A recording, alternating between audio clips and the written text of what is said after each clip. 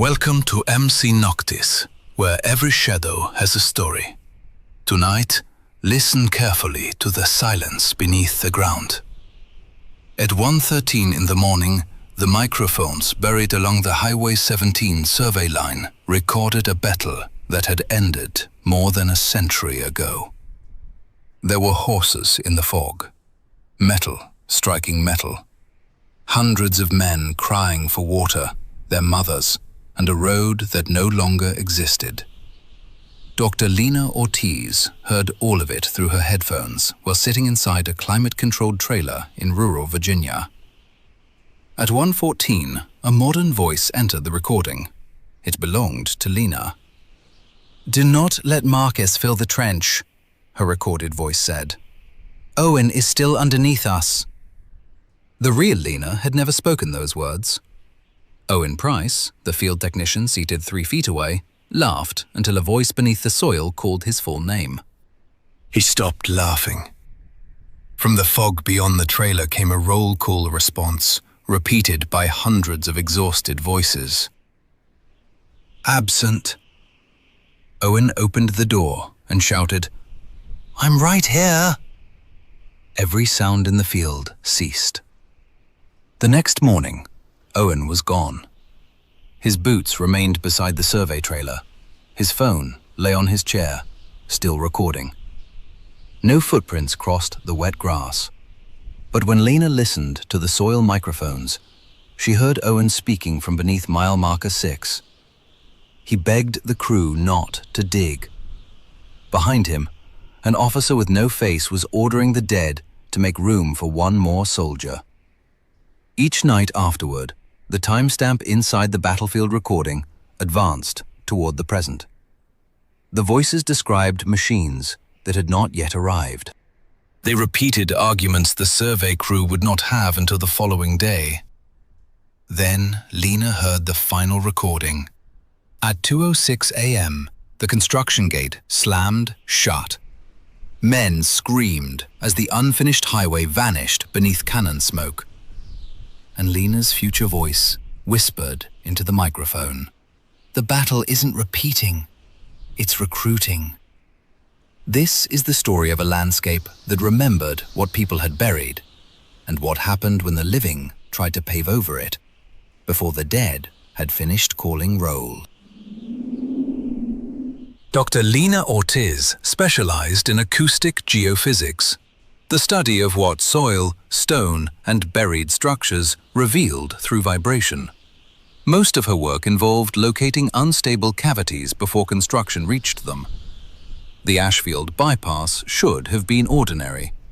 The planned section of Highway 17 crossed a broad Virginia hollow bordered by pines and abandoned pasture.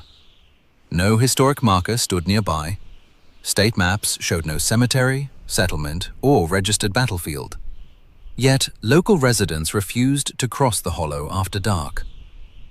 Lena's survey team consisted of Ethan Cole, a senior field engineer, Owen Price, a young geophone technician, and Marcus Vane, the project director responsible for keeping the schedule.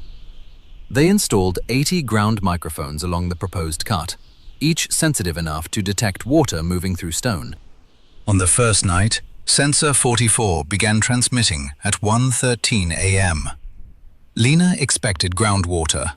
Instead, she heard a man sobbing 6 feet beneath dry earth. The voice was distant but clear. It asked someone named Joseph to hold pressure against a wound. Another voice prayed. Hooves passed from left to right across the stereo field, although nothing disturbed the grass outside. Then came the weapons. Not the sharp cracks heard in films, but deep concussions that pushed against Lena's eardrums through the headphones. Metal rang. Men shouted commands beneath overlapping cries. Owen removed one earphone. "That's coming from a reenactment." The nearest town was 12 miles away. No event was scheduled. The sound reached only the buried microphones. The open air beyond the trailer remained silent. Marcus told Lena to classify it as radio interference. She switched off every receiver except sensor 44.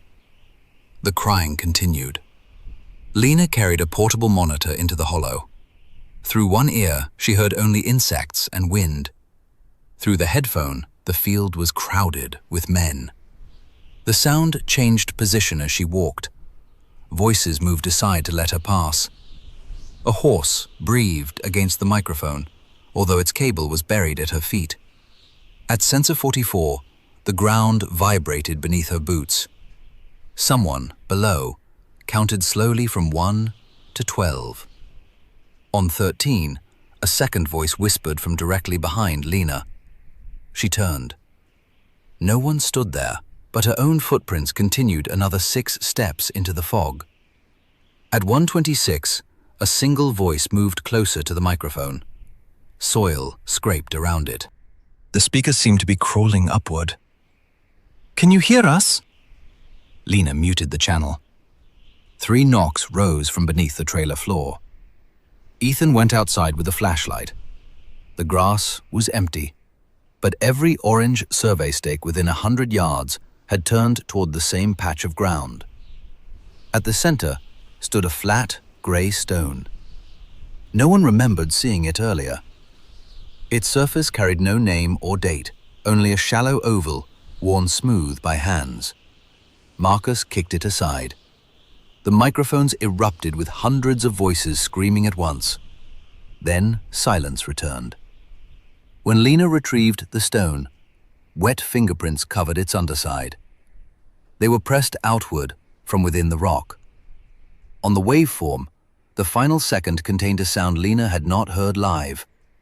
Her own voice whispered, "Put the stone back." Lena replaced the stone before sunrise. The next recording contained only wind. She spent the morning searching county archives. No official engagement had occurred at Ashfield Hollow, but fragments survived in private letters. In November 1864, a retreating regiment reported losing 312 men somewhere east of Bellwether Ridge. The commanding officer, Colonel Silas Harrow, claimed they deserted during the night. No bodies were recovered. No desertion notices reached their families. One letter came from the wife of a missing corporal. She wrote that Colonel Harrow had visited every family and delivered the same sentence. The men had abandoned their duty and did not deserve graves. A second letter described crying beneath the unfinished county road the following winter. The writer claimed the ground became quiet whenever someone placed a river stone over the sound. The final letter ended mid-sentence. Across the blank lower half of the page were 312 small brown circles. By afternoon, Lena had separated the battlefield audio into layers. Beneath the weapons and crying, one sound repeated every 47 seconds. A roll call. An officer read names. After each came a weak answer, silence, or the word absent. Many names had been scraped away by distortion. In those gaps, the recording filled itself with other sounds. Truck engines, radio static, the slam of equipment cases. Sounds from Lena's survey camp. One gap contained a conversation Lena and Ethan had not yet had. Ethan accused Marcus of altering a permit. Lena answered that she needed proof. 20 minutes later, Ethan entered the trailer carrying a copied report. He spoke the recorded sentence, word for word. That evening, fog gathered along the route despite dry weather. It remained below knee height and stopped at the survey boundary, as if held by an invisible wall. Ethan saw shadows moving inside it. Owen placed a portable recorder near the grey stone. He was still embarrassed by his fear the previous night and turned the event into a joke. "Company of ghosts," he called toward the fog. "Anyone present?" A horse screamed less than 10 feet away. Nothing appeared. Hoofbeats circled Owen. The grass flattened beneath no visible weight.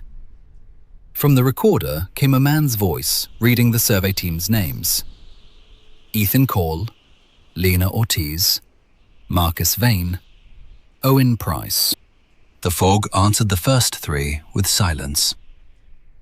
When Owen's name came again, something within it used the voice of his father, who had been dead for 11 years. Report. Owen stared into the white field. Lena told him not to respond. He whispered, "Present." The fog rose around his ankles.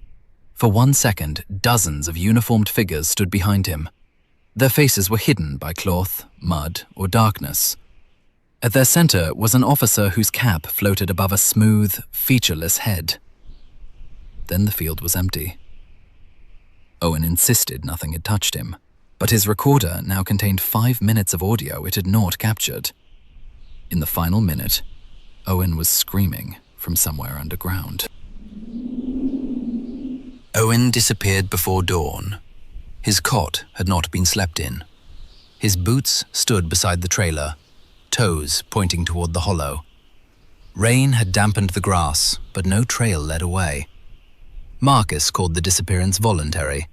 He said Owen had panicked, abandoned the job, and would appear once embarrassment faded. Then he ordered the crew to continue. At 9:40 a.m., Sensor 44 transmitted Owen's voice. "I'm below the 6th marker." Lena ran to the line. Ground-penetrating radar showed no cavity beneath the marker, only dense soil layered with narrow shapes arranged side by side. Owen kept speaking. He described men standing around him in darkness. Some did not know the battle was over. Others knew, but were too afraid of Colonel Harrow to leave formation. Each time Owen tried to climb, the faceless officer called his name, and the ground returned him to the line. Time did not move normally where Owen stood. He could hear Lena's questions several minutes before she asked them. Above him, the soil sometimes became transparent, showing the survey camp as it would look the following night. He warned her that concrete trucks were coming. Then he asked why Marcus was standing behind her. Lena turned. The project director was still 2 miles away, according to his radio. Yet, a man shaped like Marcus watched from the edge of the hollow, his face hidden beneath an officer's cap. "Don't answer anyone," he said, "even if they sound alive."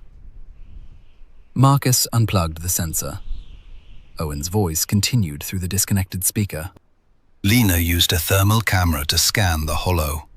The screen showed hundreds of cold, upright forms where the naked eye saw only grass. One figure, near mile marker 6, burned with human warmth. Owen. He faced Lena through the camera and raised both hands. Behind him, the faceless officer lifted a saber. The thermal screen went white. When the image returned, Owen's warm shape had moved deeper into the formation. His voice remained close to the speaker. It began repeating everything Lena said half a second before she said it. Ethan demanded that Marcus halt construction and contact state police. Marcus agreed only after Lena threatened to release the recordings. 2 hours later, heavy equipment arrived anyway. Marcus claimed the delivery could not be cancelled. The first excavator rolled into the hollow at sunset. Its radio activated without power and broadcast marching feet. As the bucket touched Earth, every geophone registered a single impact. The operator stopped. Someone was knocking from inside the steel bucket. Lena climbed onto the track and looked in. It contained only soil and the grey memorial stone she had returned the night before. This time, words had appeared across its surface. They were not carved. The stone was speaking them in Owen's voice. "Tomorrow night," it said. "The gate closes at 2:06. The highway project stopped for 1 day.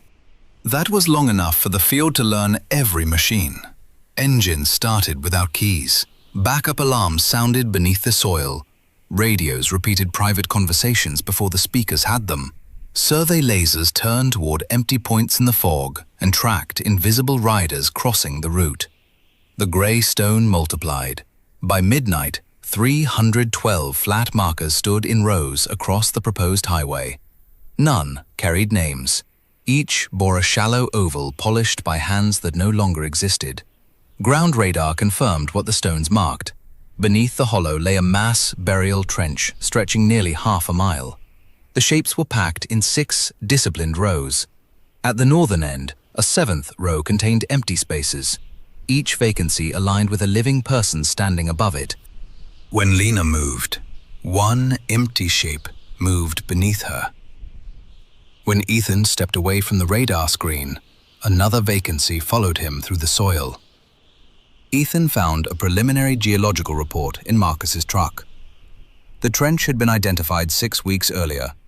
Marcus had reclassified it as agricultural disturbance and removed the page from the permit application. His signature appeared beneath the alteration. So did a note, in handwriting none of them recognized. Replacements will be provided. When confronted, he did not deny it. A delay would cost the contractor $40 million. The state would investigate for years. Everyone on the crew would lose work. "They have been there for a century," he said. "Another layer of fill won't make them more dead." Every radio on the site repeated his final sentence. From the fog came a sound like hundreds of men inhaling.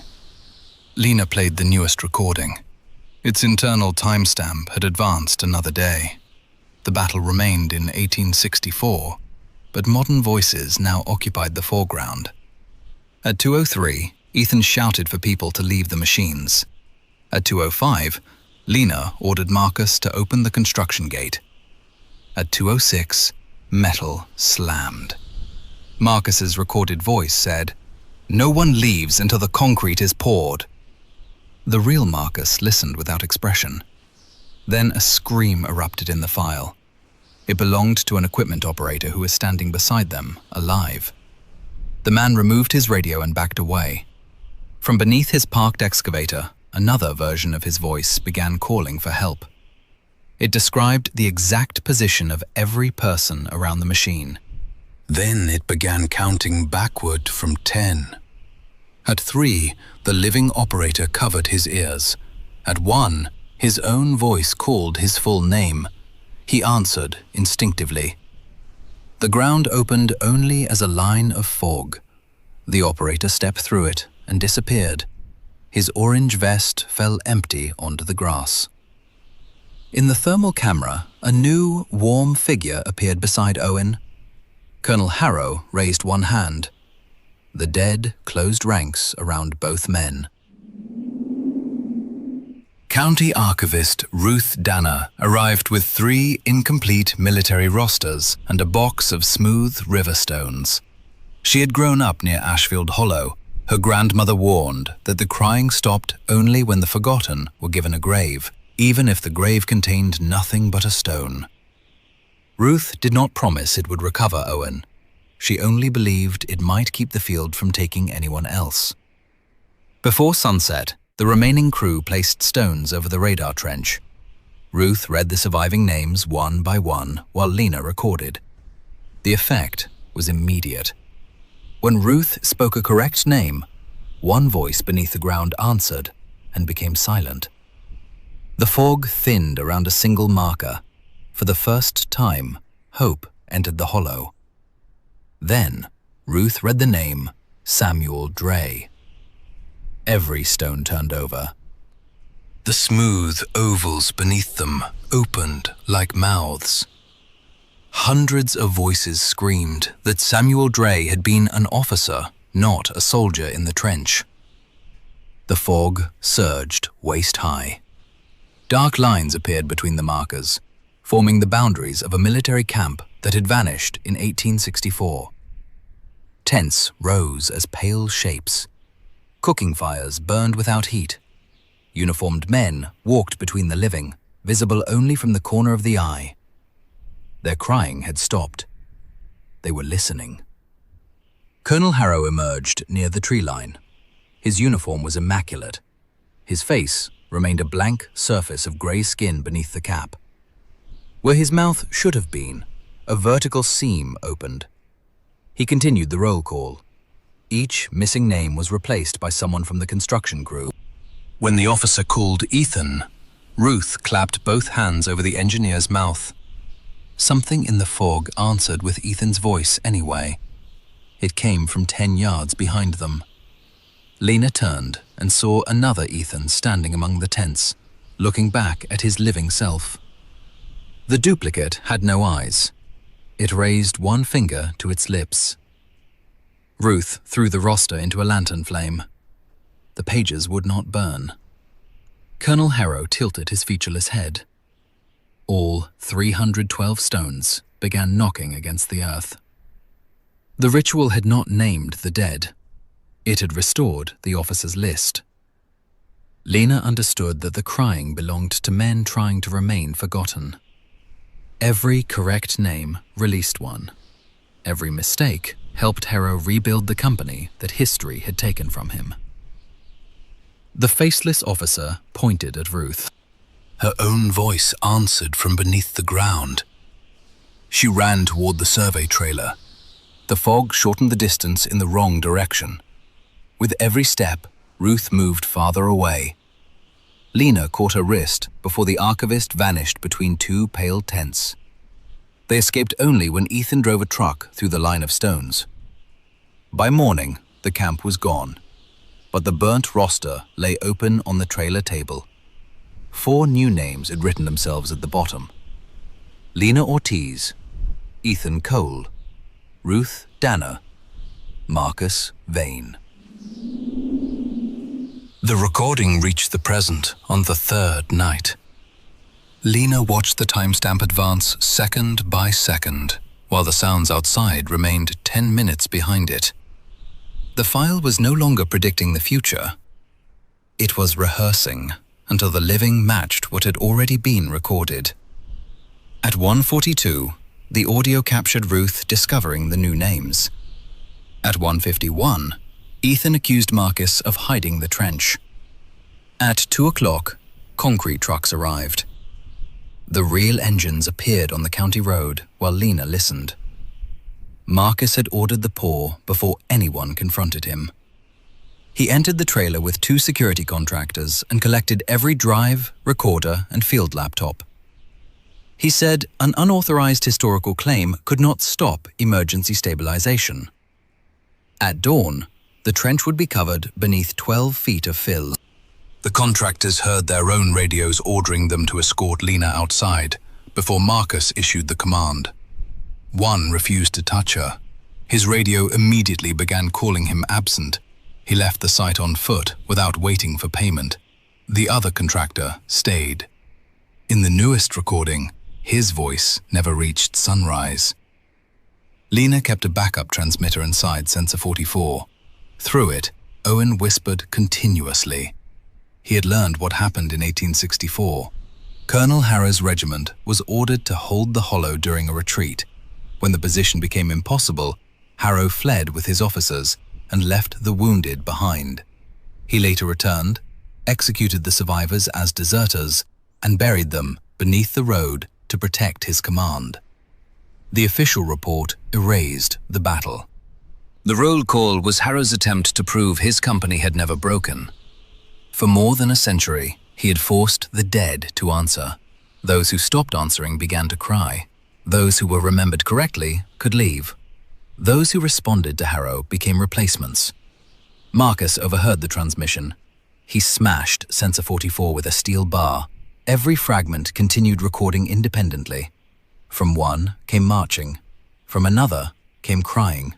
The smallest piece transmitted nothing but Marcus breathing beneath several feet of soil.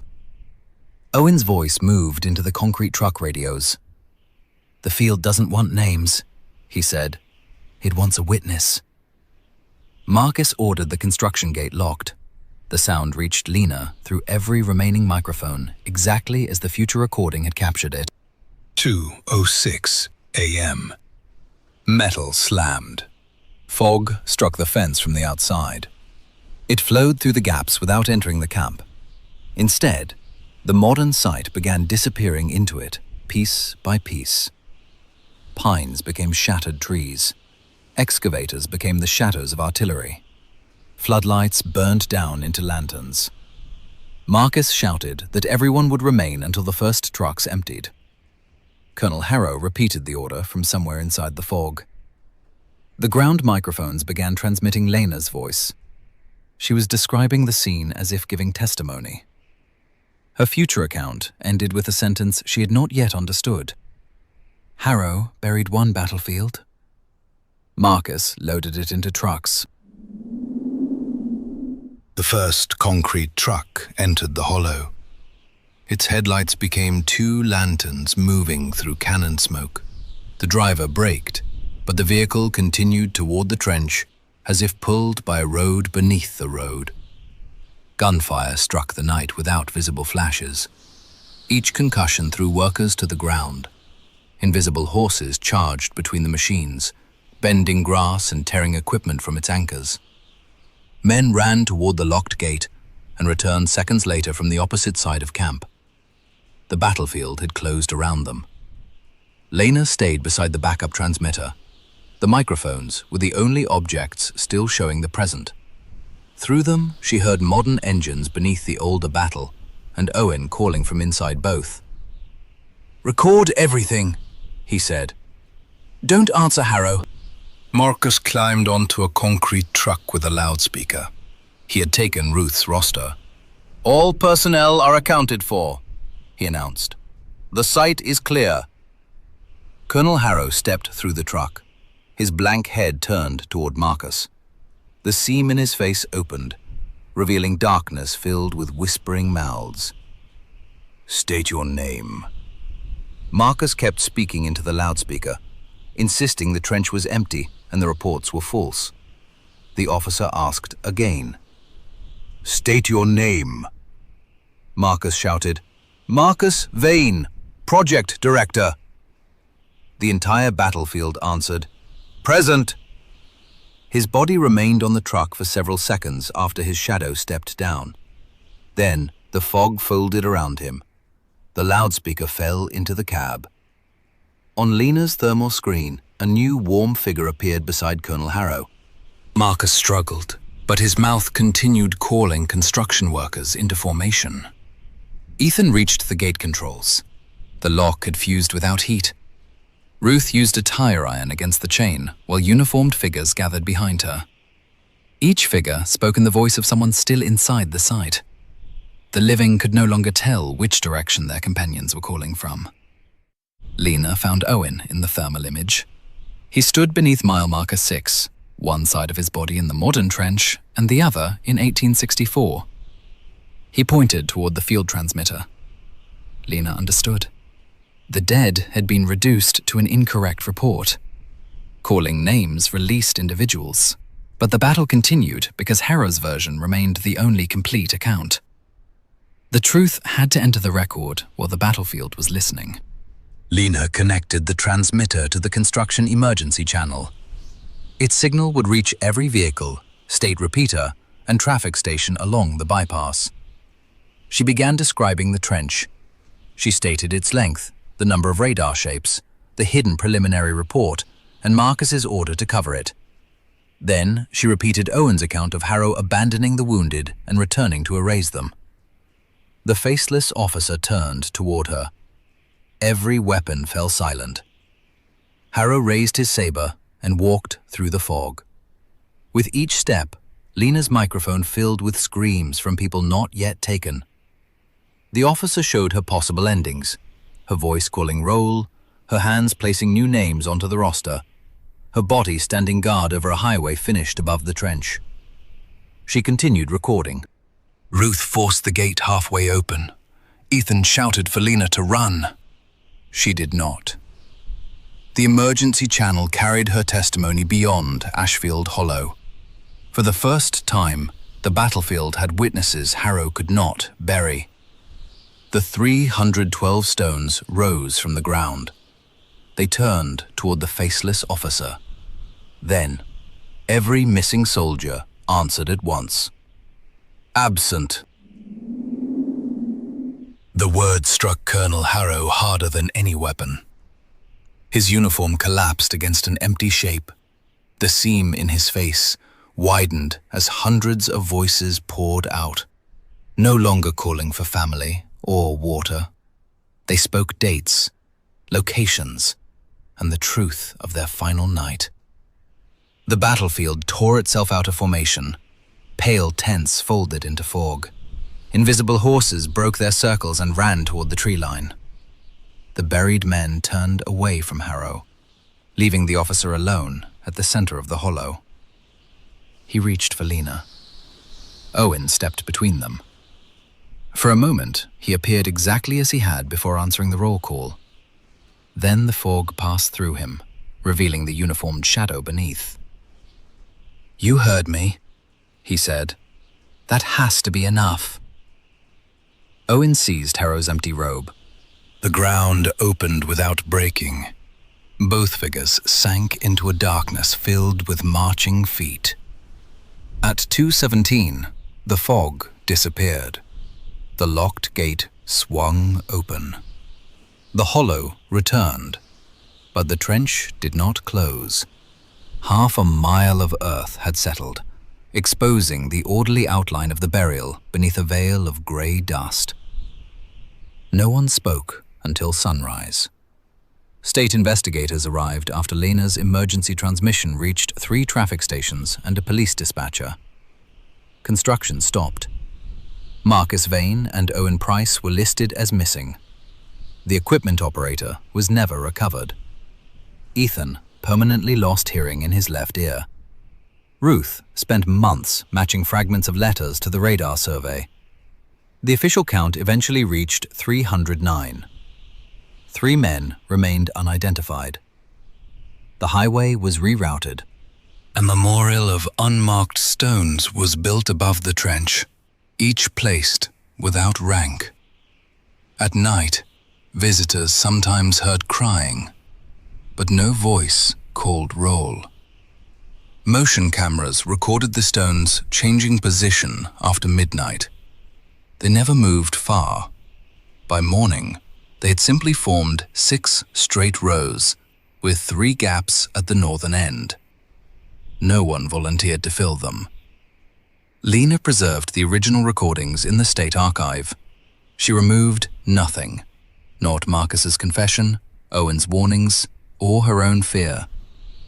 For 6 months, the files remained unchanged. Then a new track appeared.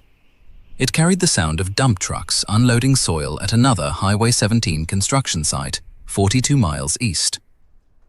Before investigators stopped the Ashfield project, more than 900 loads of excavated fill had already been transported there. Drivers later remembered hearing men whispering beneath their truck beds. Several found smooth grey stones in the empty trailers after unloading. One driver had answered when the radio called his name. He never arrived home, although his truck completed the route and parked itself at the depot. In the new recording, workers joked beneath bright afternoon sun. None knew the soil came from the hollow. At first, Lena heard only engines. Then metal struck metal beneath the ground. A horse passed from left to right. Someone began crying. The timestamp showed a date 2 weeks in the future. Lena called the new site supervisor and ordered him to stop work. He asked for her authority. Behind his voice, an officer began reading names. The first 3 belonged to the unidentified soldiers. The 4th belonged to the supervisor. The 5th belonged to Lena Ortiz. She did not answer. From her archive headphones, her future voice answered for her. Present. Across Virginia, 900 separate loads of Ashfield soil began transmitting the same raw call. The battlefield no longer needed a map. Some places remember violence more faithfully than people remember the truth. Ashfield Hollow did not become dangerous because the dead wanted revenge. It became dangerous because every attempt to silence them strengthened the officer who had erased them. Lena gave the battlefield witnesses, but by then, The battlefield had already been divided, loaded into trucks, and carried into the foundations of other roads. So here is the question I want to leave with you. If a voice beneath the ground called your name in the voice of someone you trusted, could you remain silent? Thank you for listening to MC Noctis. Share your answer in the comments, like the video, and subscribe for the next journey into the dark. And if you hear crying beneath a road where no battle was ever recorded, do not answer the roll call. Do not follow the hoofbeats. Place a stone if you must, then leave before the ground learns your voice.